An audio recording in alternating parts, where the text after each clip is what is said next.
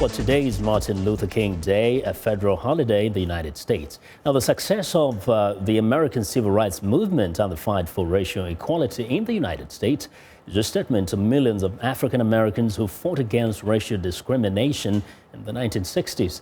Another major factor was the strategy of protesting for equal rights without using violence. Civil rights icon Martin Luther King championed this strategy as an alternative to armed uprising. VOA's Chris Simkins tells us more. Reverend Martin Luther King's nonviolent movement was inspired by the teachings of Indian leader Mahatma Gandhi. Throughout the South, King put the spotlight on prejudice.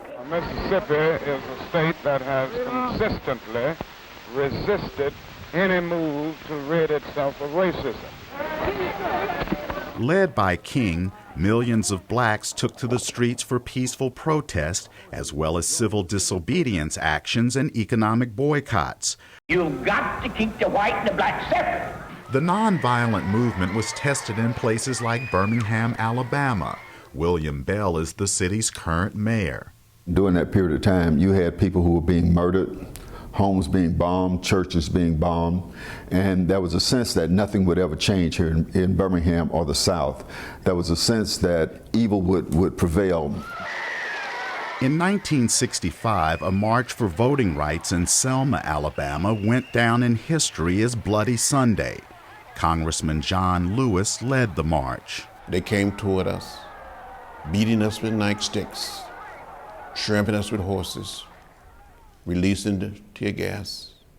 I was hit in the head by a state trooper with a nightstick. I had a concussion at the bridge. I thought I was going to die. Andrew Young, one of King's closest aides, called for calm against a backdrop of outrage. And if we had started guerrilla warfare in America's cities, if we had given in to terrorism, we could not have won, but America could not have survived.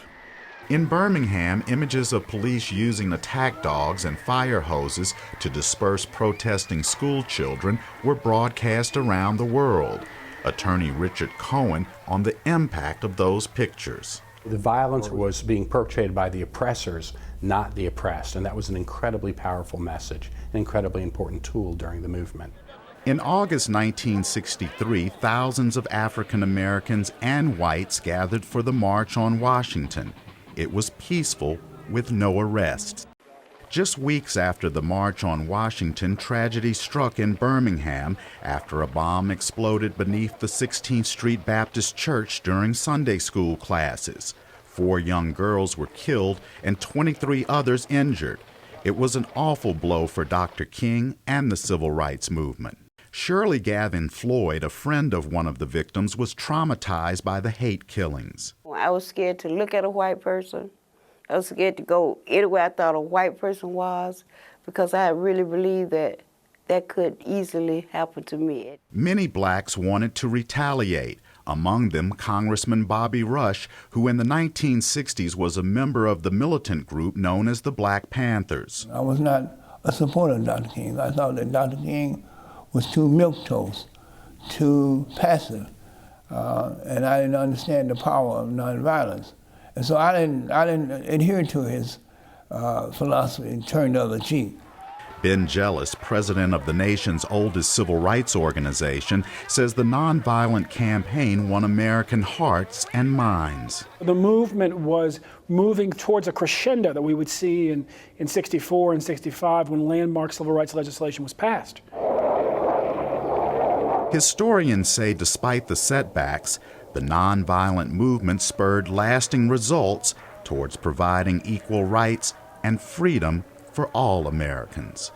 Chris Simkins, VOA News, Montgomery, Alabama.